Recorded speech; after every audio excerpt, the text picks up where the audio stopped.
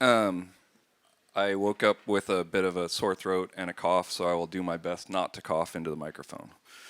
Um, okay, so today I'm talking a little bit about designing compelling human enemies. My name is Adam Bormann. I'm the lead gameplay designer at Hangar 13 Games, which is a new studio that's part of 2K Games. We're in Novato, California. And so if you don't know 2K, we have Bioshock, Borderlands, XCOM, Civilization. I don't get to do any of those things. What I'm working on isn't announced yet, but hopefully it will be soon.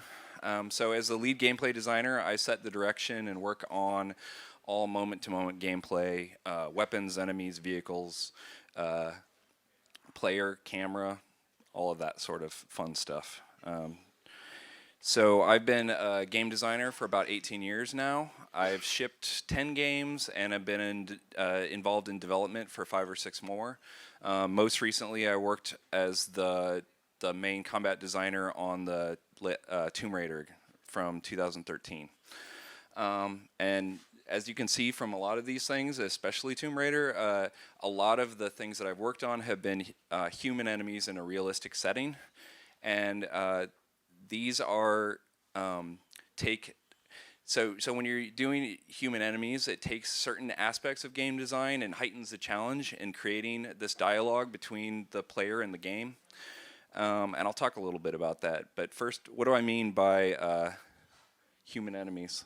Let me see if this. I haven't done. Okay, I haven't done this in presentation mode yet, so this will be fun.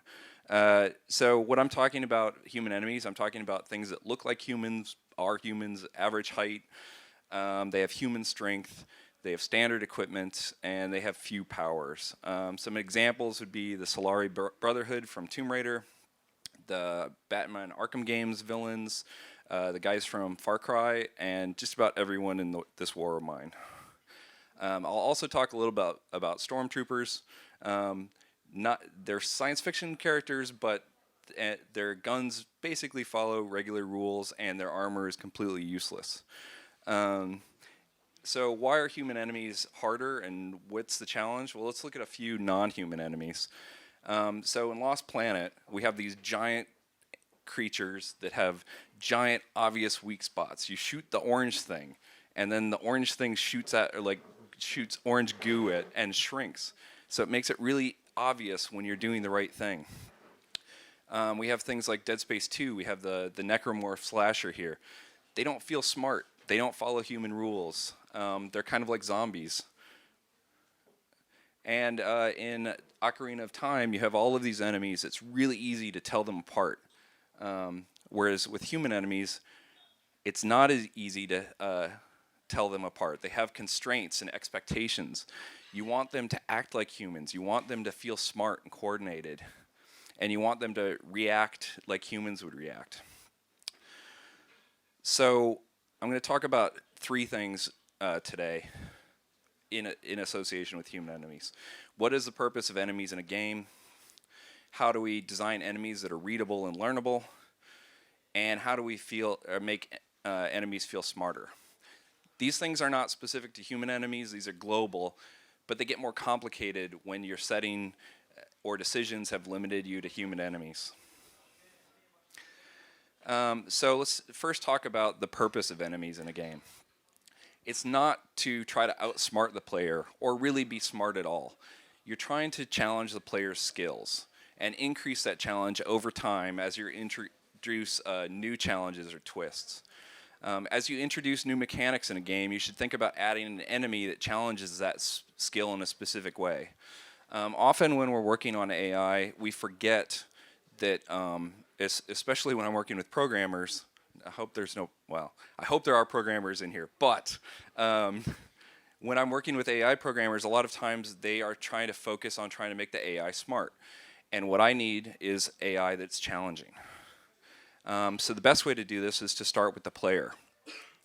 And the player is not, the player character at least, is not an unknown. You can look at the player's verbs. You can see they have to take cover, to aim, to shoot, to run.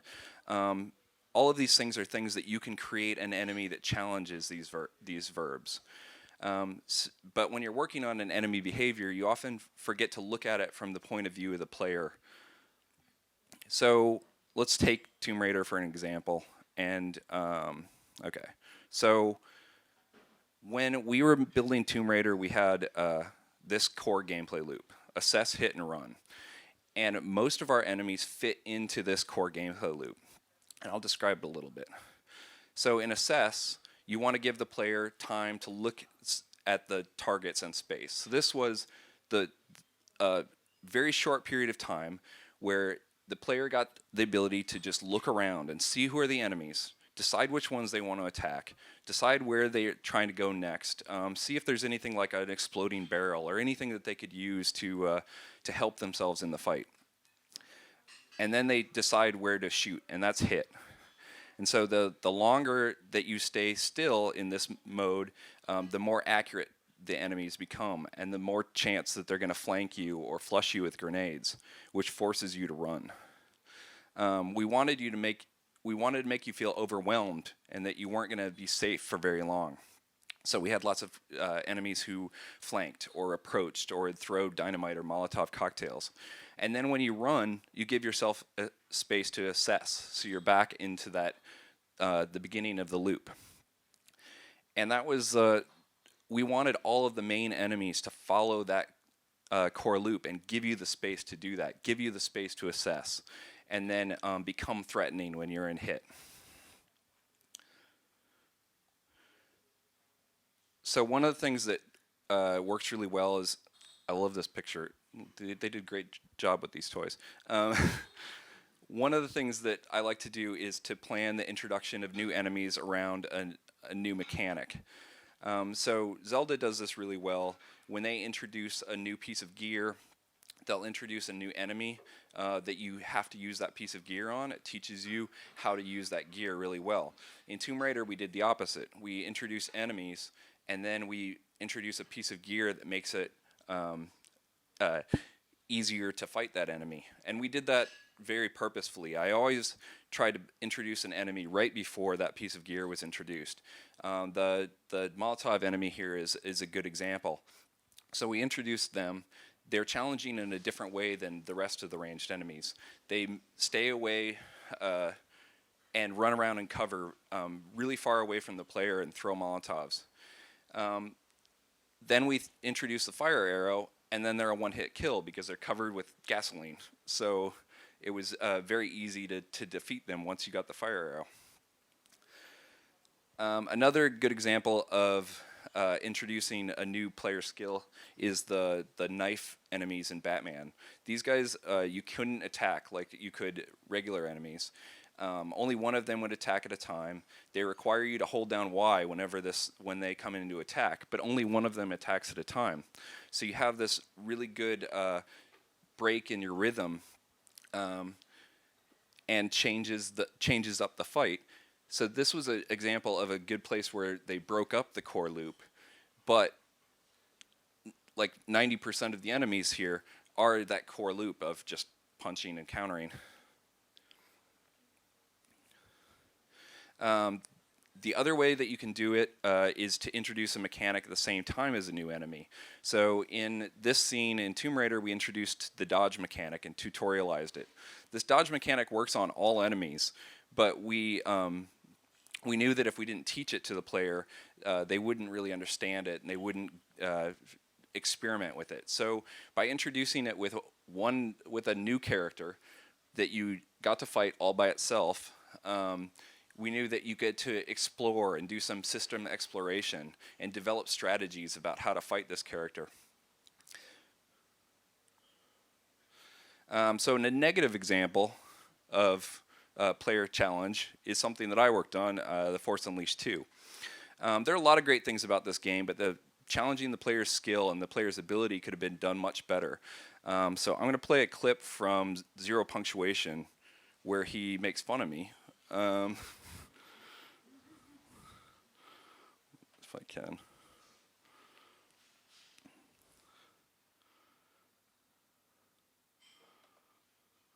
Oh.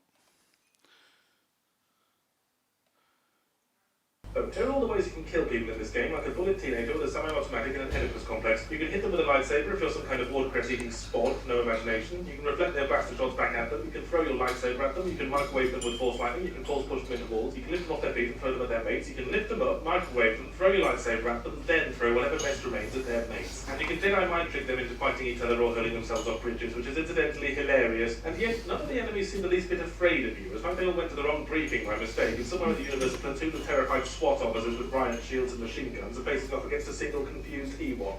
This all sounds kind of fun in a slightly psychotic way, and it is, but the game handles its fun elements like a gazelle handles the fine china. Starkiller is so stupidly overpowered that individual enemies and even small groups are barely worth registering. Just fling a coffee table vaguely in their direction and let them all die of banged shins. There are special stronger varieties of trooper, but I think there must have been some falling out among the combat designers. Perhaps some off-coloured comparison was drawn between someone's girlfriend and Emperor Palpatine, and they wouldn't speak to each other long enough to realise that force lightning in one form or another is the one weakness of virtually every otherwise invulnerable enemy in the game. The combat does get fun when you have to divide your attention between larger groups, mind tricking an elite trooper with one hand and force pushing a lamppost up someone's butthole with the other, but the game doesn't often have the balls to throw enough simultaneous enemies at you to make it a really meaty challenge, and more often than not, the sensitive, repetitive one-on-ones with a giant robot or one of his 3 or 4 slightly different mates. Gameplay pro tip: keep your distance and deflect its missiles back at it. So, that was we were trying to figure out how to challenge you, and we also were trying to encourage you to use the force powers. So that's why everyone's weakness was force lightning. It was a good example of something working on paper, but in gameplay it actually didn't work because we had a lot of characters that would block your force powers or would block your saber attacks, and this was an example of the core loop being broken. So we had, as opposed to Batman, where they have 1 or 2 special enemies, we had, we would often have an entire room of special enemies, and you really couldn't do anything. You had no core gameplay at that point. So we talked a little bit about the focusing on the player challenge rather than enemy intelligence. But so how do we design them so that they are readable and learnable by the player? So we have a lot of tools that we use to make enemies readable. People use different names, but the things that I call them are signs, feedback, and archetypes. And these are the main things that I use to make enemies readable and learnable. So signs are signals to the player that a specific thing is available or that the enemy is special or different. This includes special visual language, UI, or mechanics to let the player know that they can or need to perform a specific action. Some signs are obvious, like this UI in Batman telling him it's time to block the knife attack. Other things are more subtle, like does a character have a helmet or armor? Or this big guy on the right here, he has metal armor covering everything except his head.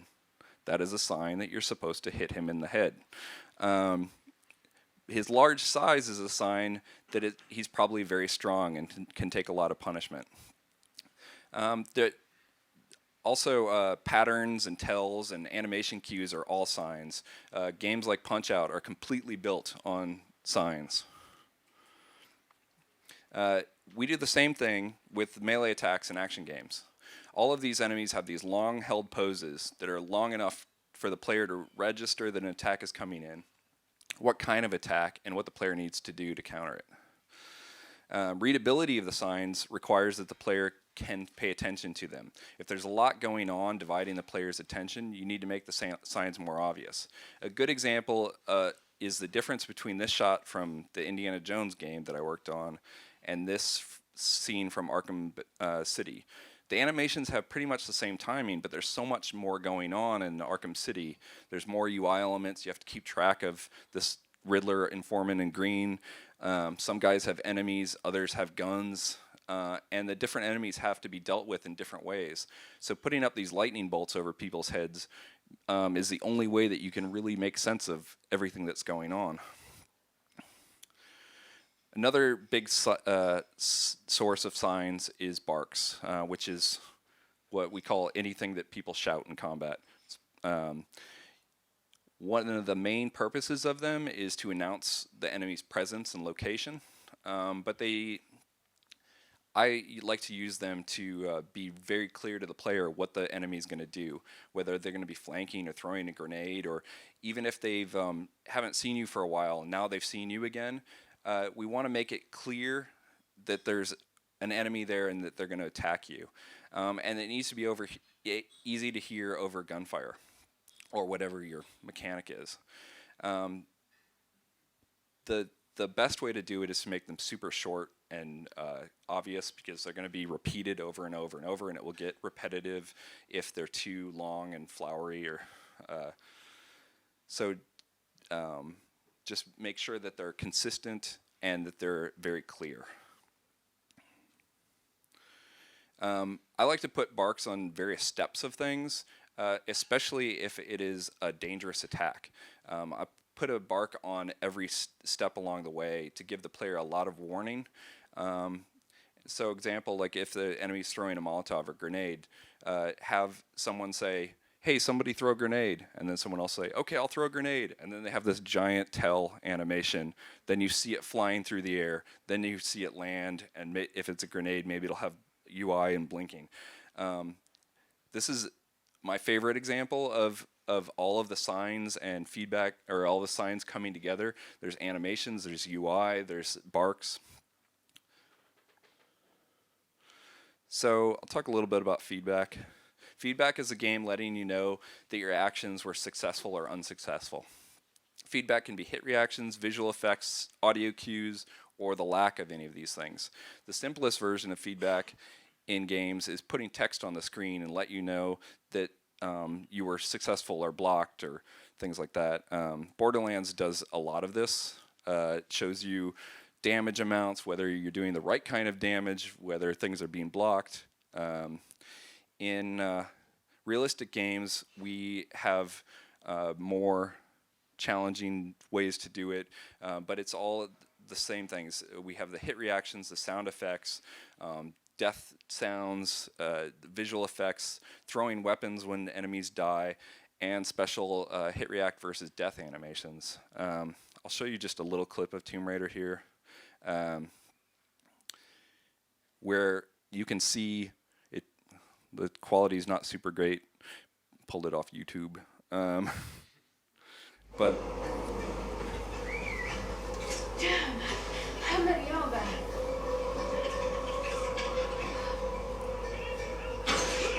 But you can hear that very obvious death scream. You can see the blood, the effects when I hit. Barks letting you know that the behavior is changing.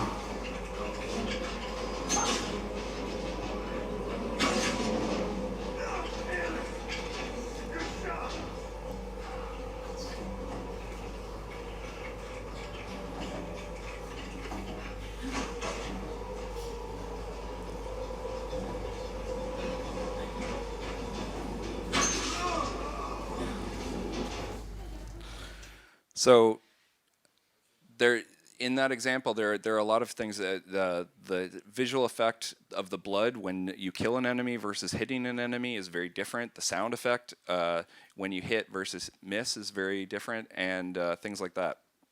And I think it works pretty well, even though it's realistic. I'll show you a screenshot of that. So in here, here's the enemy. He's minding his own business, and then he gets hit, and he has a very obvious hit react. There's a giant blood splat. We also have this meta thing on the left side where you see that you're getting experience and you're getting bonus experience. You can't hear his death grunt, but you heard it in the video.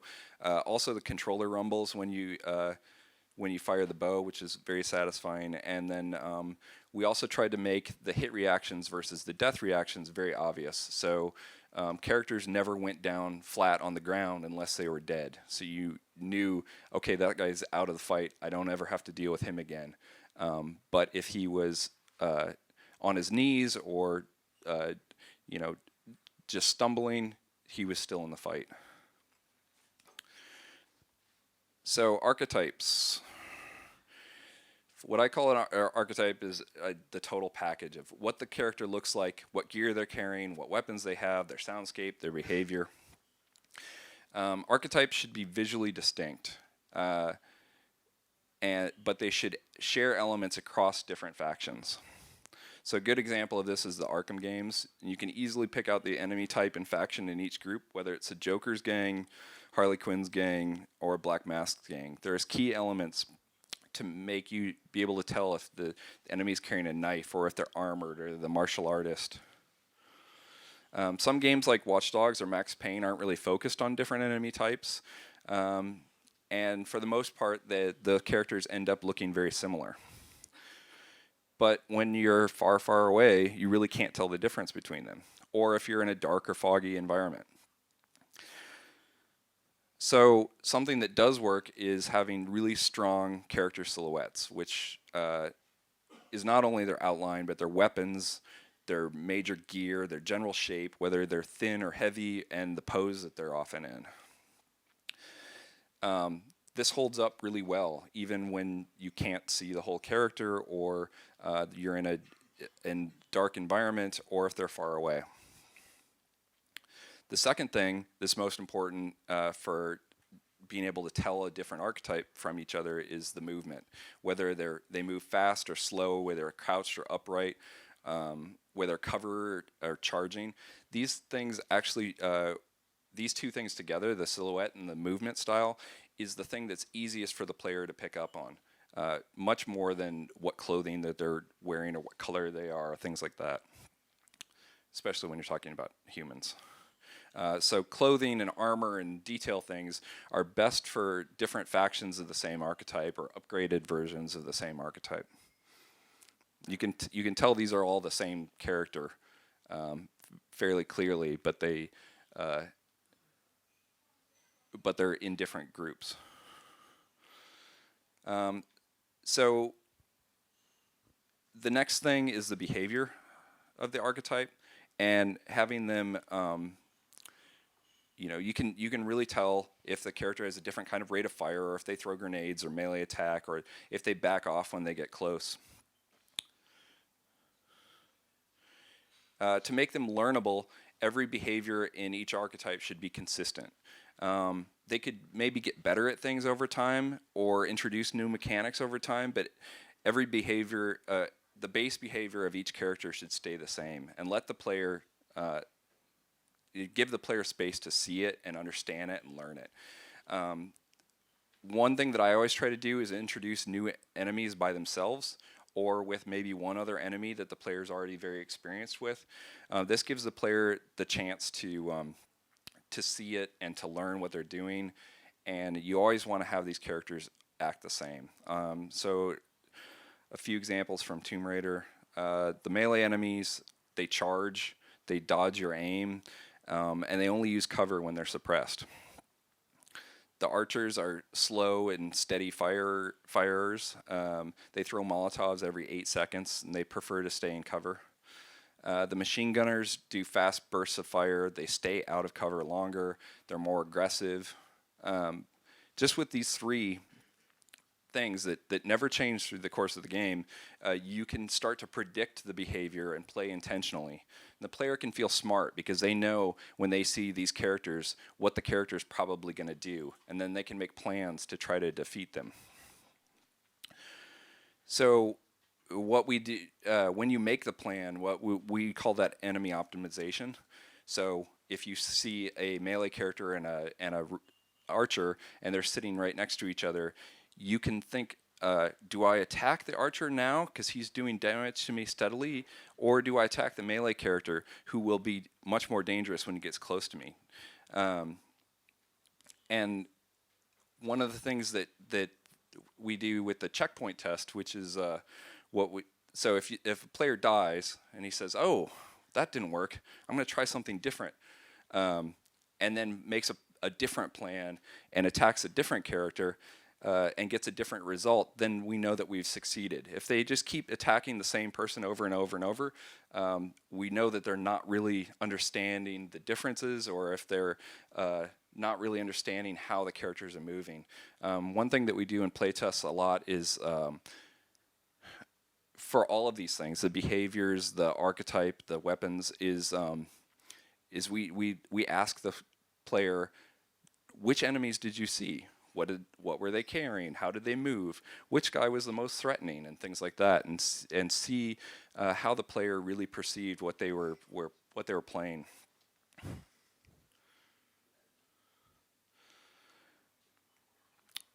So we talked a little bit about how to make them readable and learnable, and so now let's talk a little bit about make them feeling smarter. The first thing I'm going to use is a very non-human example to illustrate how to make people feel smarter.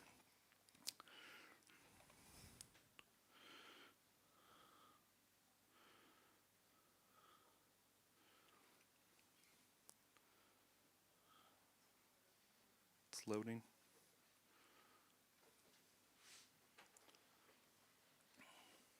I hope.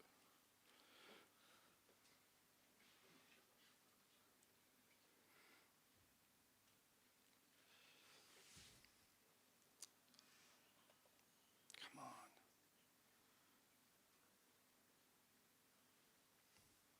No, it gave up. Hold on.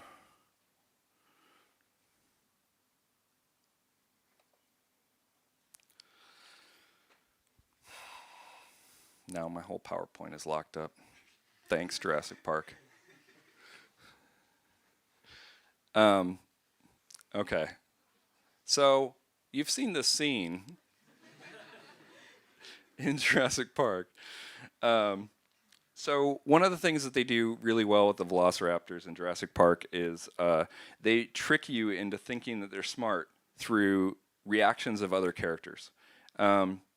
It has nothing to do with what the actual velociraptors are doing on screen.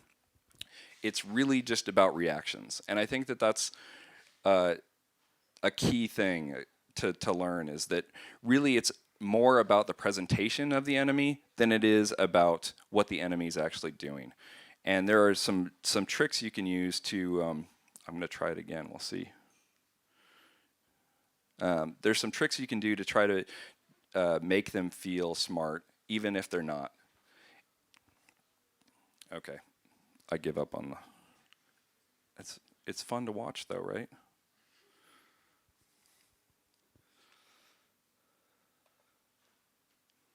Sad.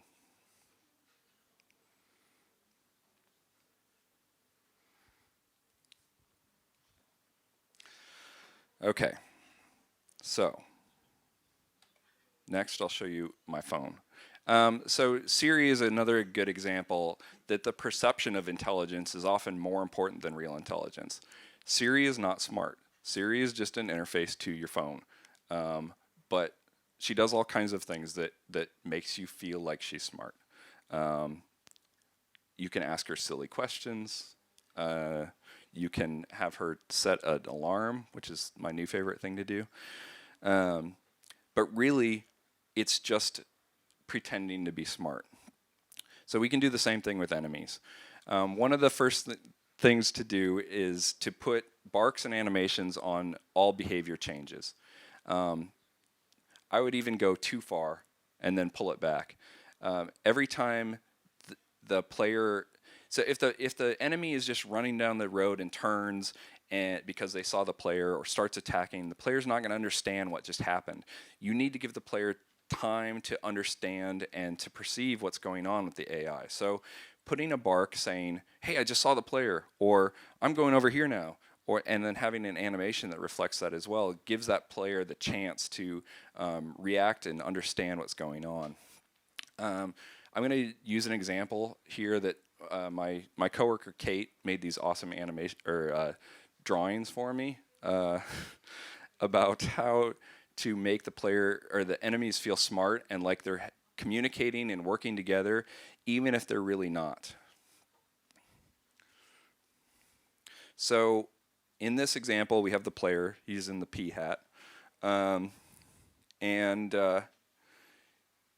if he makes some noise, one of the characters will say, hey, what was that? Did you hear something? and go and search.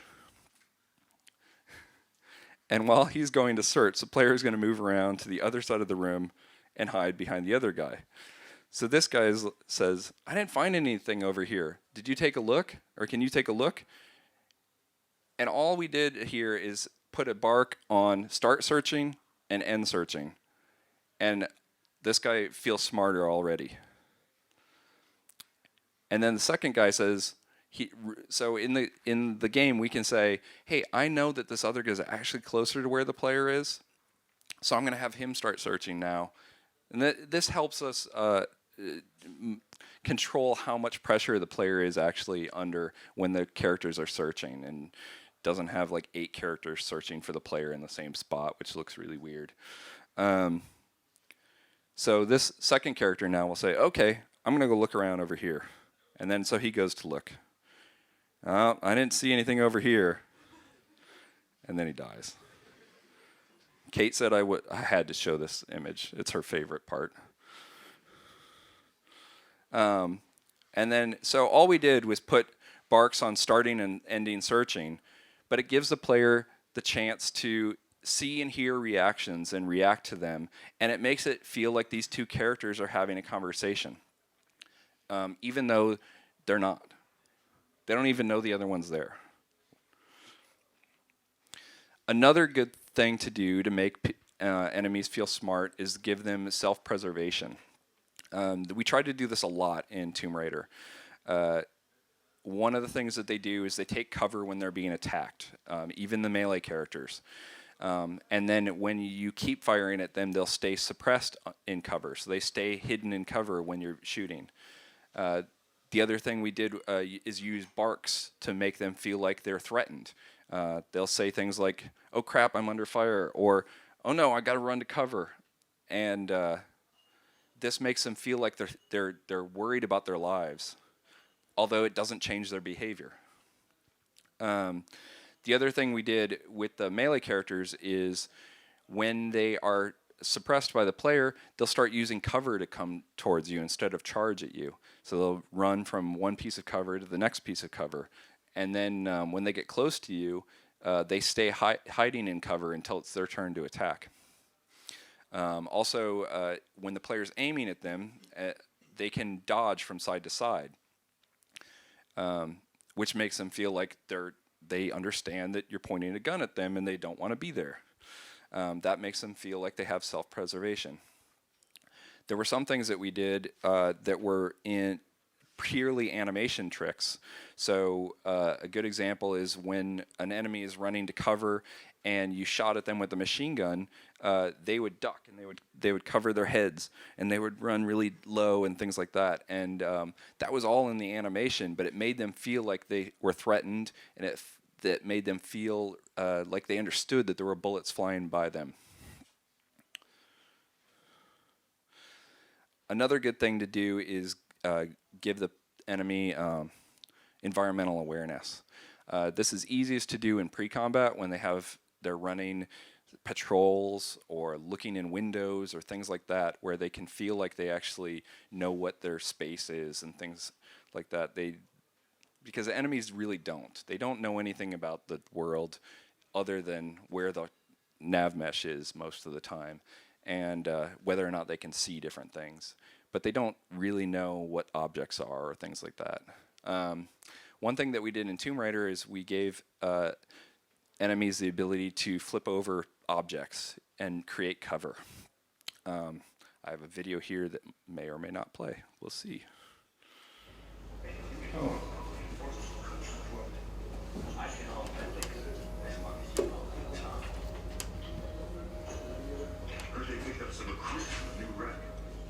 Only a few.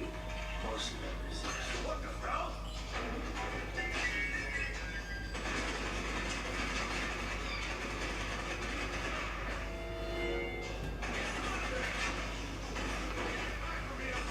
They got him.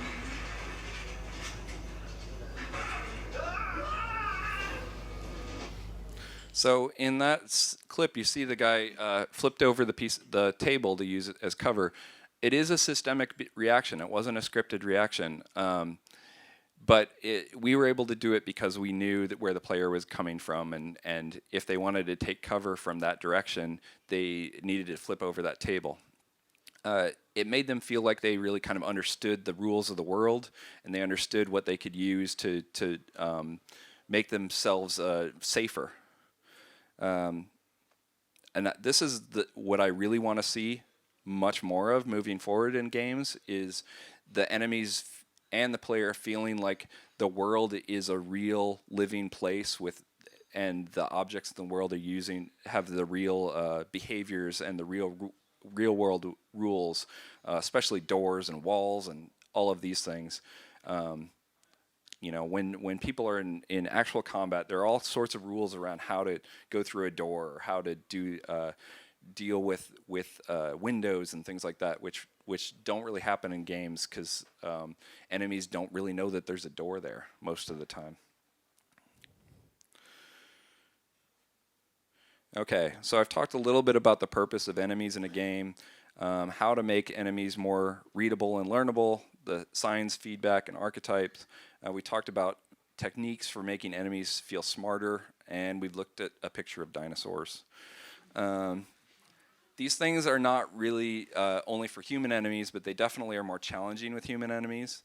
And I hope that you got some information that you can use in your work, or thinking about ways that you can apply some of the things I talked about. We are hiring, both at Hangar 13 and 2K. We actually do have 2 Polish guys on my team, a programmer and a designer. They're both awesome. And do you have any questions? Yes. You gave us really good tips for what to do, but maybe there is some kind of frontier we should never go to. When designing a human capable, they sometimes feel some ideas. They are really good, you should try it, but maybe there is something you shouldn't do. So the question is there anything you shouldn't do when you're designing games, or for human enemies? This is actually, there's some things that people have talked about recently in games, and I don't remember the specific game, but they were complaining that that the enemies felt too alive, and that you felt bad killing them.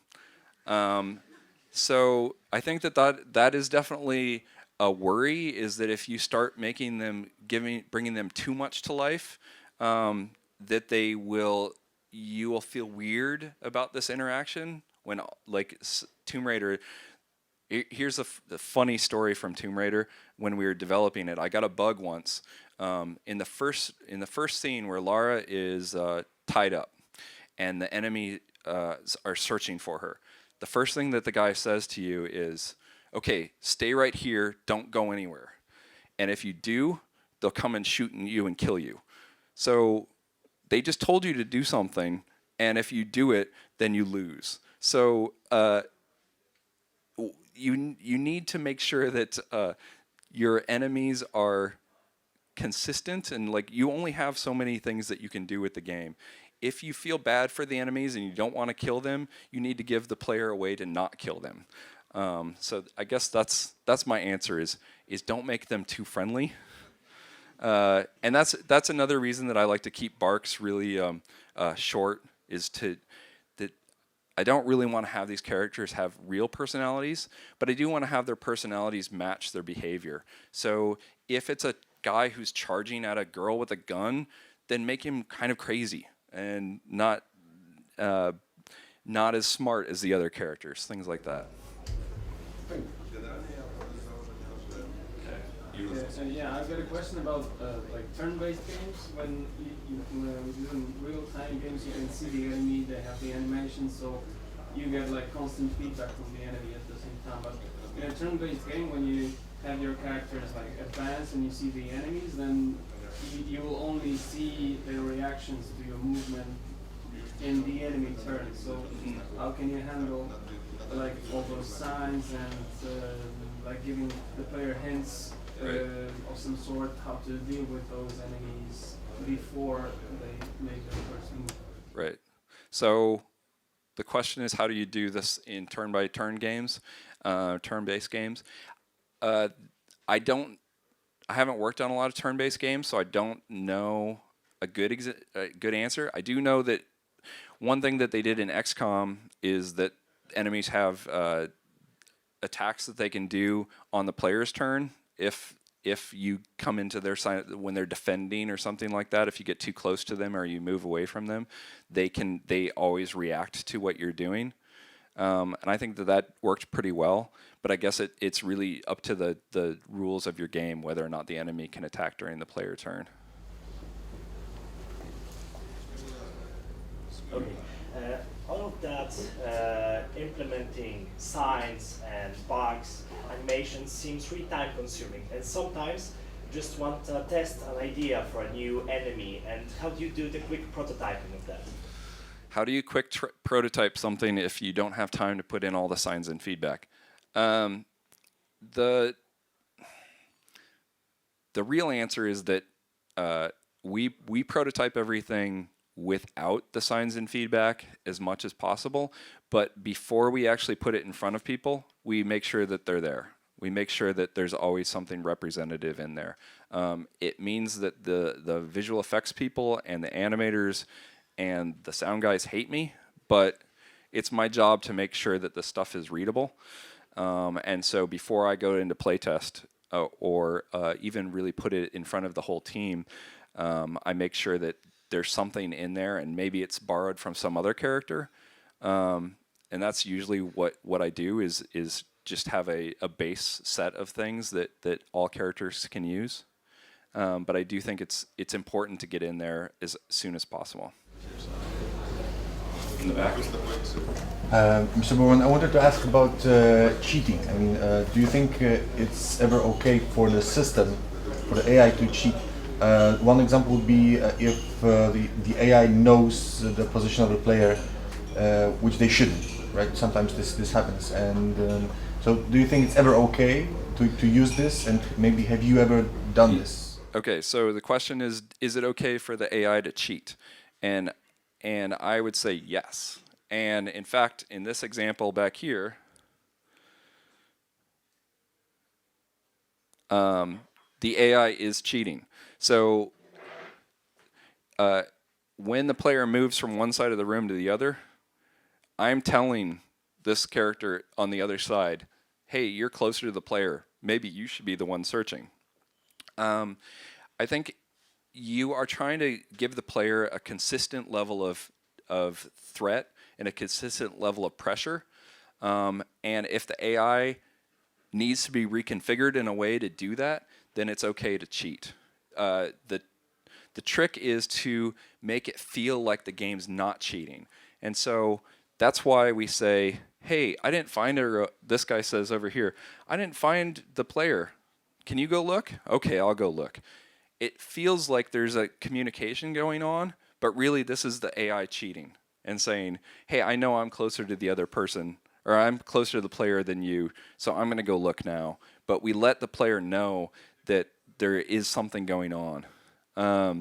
We have other situations like that where if the player is in cover and hiding and they don't move far enough, we let the AI keep updating and knowing where the player is, but we put a bark on it and say, hey, I know where you went. You didn't hide from me very well.